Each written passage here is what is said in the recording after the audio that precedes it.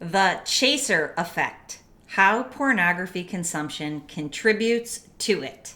I'm Dr. Trish Leigh. Let's talk about it in this video. Okay, this is the video that many people have been asking for on the chaser effect. So in this video, we are going to cover three things. Number one, what is the chaser effect? Number two, what is happening in the brain to create it? And unfortunately, to create a nasty negative feedback loop that keeps you going back to the screen over and over and over. Then, of course, number three is your brain tip for the day. How can you break that negative feedback loop, pattern interrupt it, create a positive feedback loop for lasting change so you can ride off into the sunset and thrive, which is my goal for you. Okay, let's dig in. What is the chaser effect, in case you haven't heard of it? So actually, many people have been asking me to make a video on this because so many people are experiencing the chaser effect.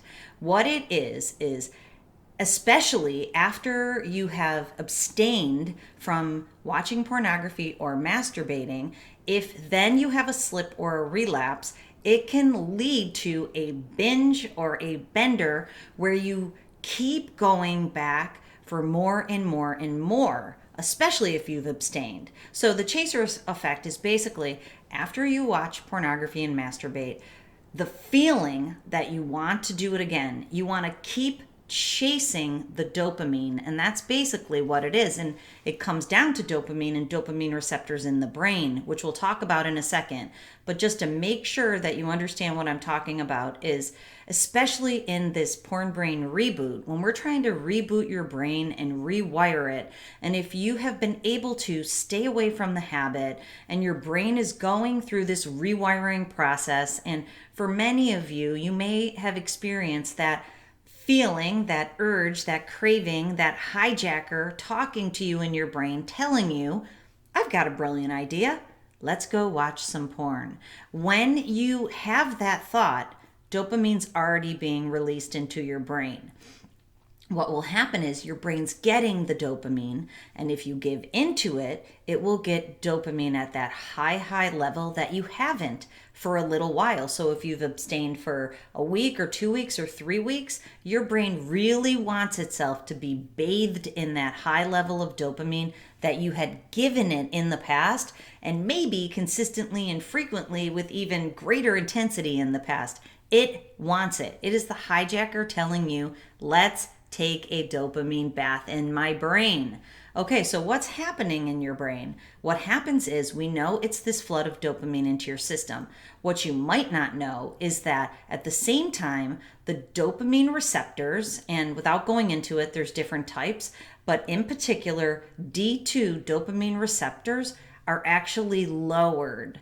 So the receptors that receive the signal that your brain is getting dopamine are lowered, so your brain actually needs more and more dopamine to kind of trigger that signal that, yeah, in fact, we're getting all this dopamine so that we can feel this easy button instant gratification of the dopamine bath. So when it comes to the chaser effect in particular, it goes back to these D2 dopamine receptors being dulled or being lowered, and dopamine signaling is interrupted, and it's not sending the signal throughout your brain to tell you, in fact, we're getting this flood of dopamine. So first of all, it's created by too much dopamine because this dopamine bath fries out the reward center in the middle of your brain. It's desensitizing these receptors, and it is disrupting the signaling.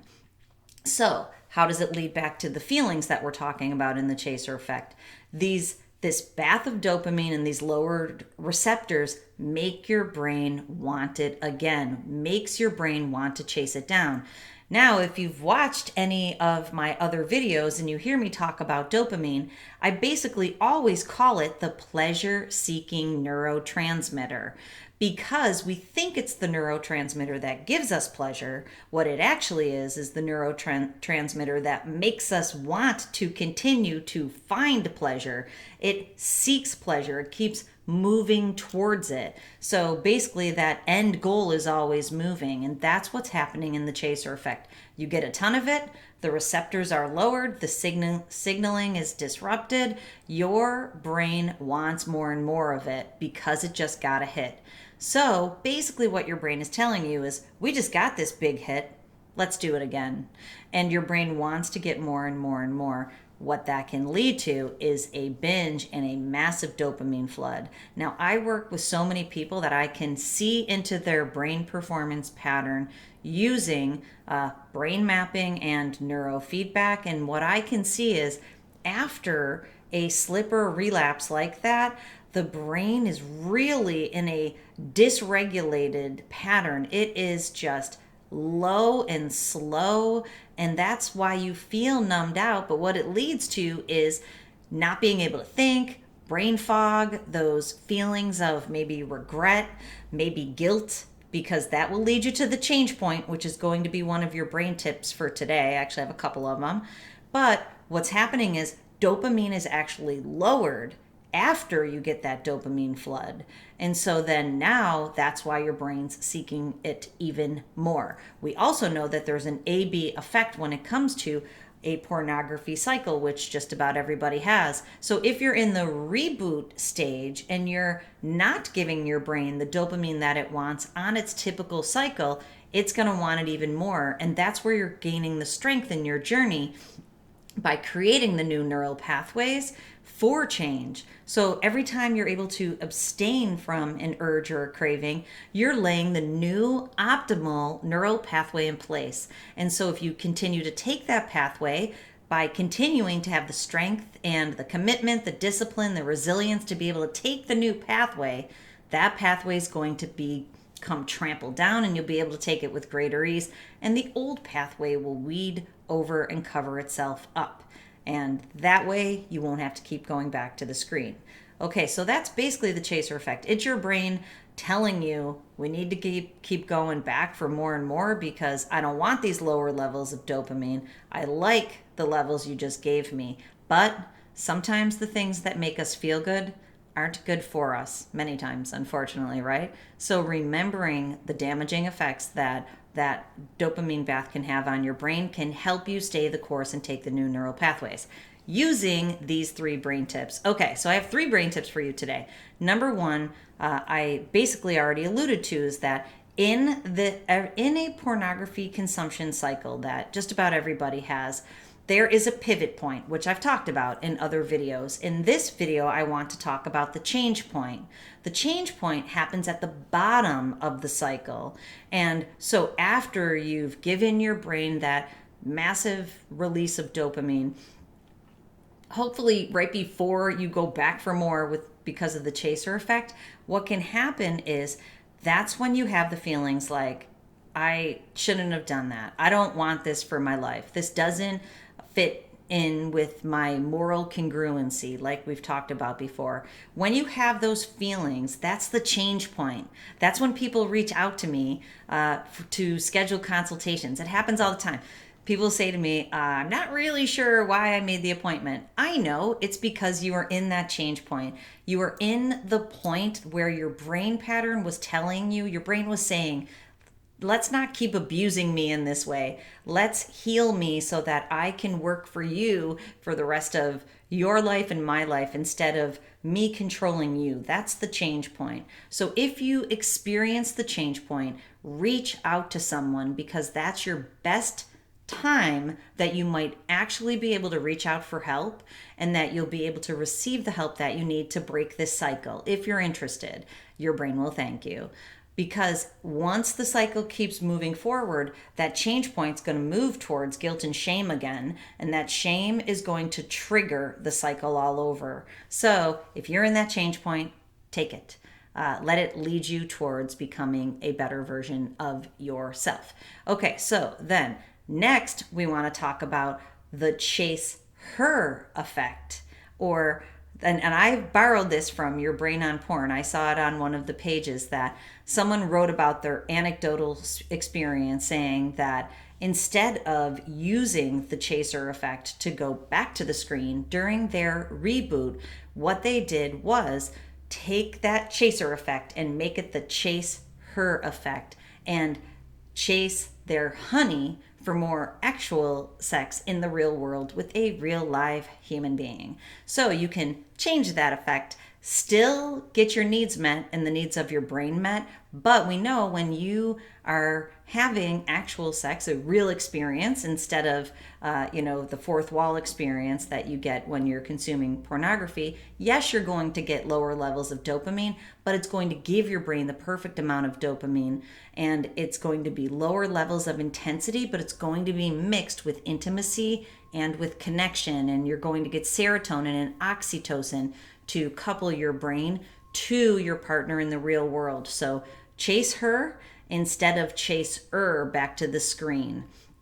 Which leads me to the third brain tip for the day is that when you are in a reboot journey, or if you're on a nofap journey, I want you to remember that your goal for sexuality is changing. It's no longer getting this massive, intense dopamine flood in your brain that is causing damage. You have to change your goal. And remember this, the goal is what I just talked about: lower levels of balanced neurotransmitter release for intensity and for happiness and for connection. So remind yourself of what your goal is. That is your goal. Lower levels of neurotransmitters at the perfect level to be able to balance out your experience so that you can have real experiences in the world with real human beings, not this massive intensity that is literally bringing you back to the screen in that negative feedback loop. It's pulling you back. You give your brain what it wants at too high of levels, which then pulls it back. You have to interrupt that pattern to be able to be free from it.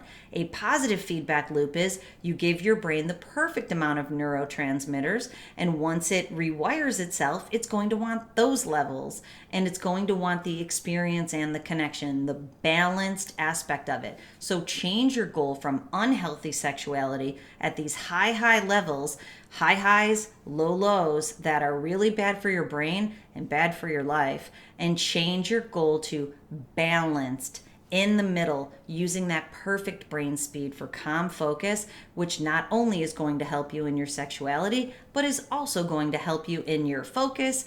You're not going to feel as stressed out. You're going to be able to get on purpose in your work, in your relationships.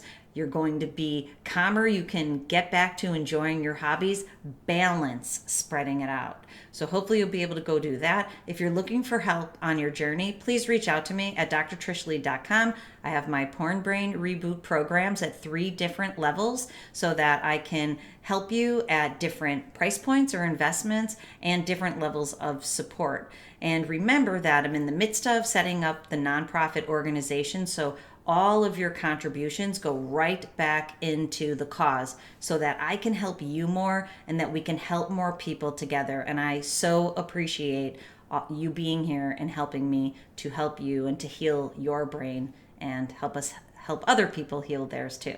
So remember, control your brain or it'll control you.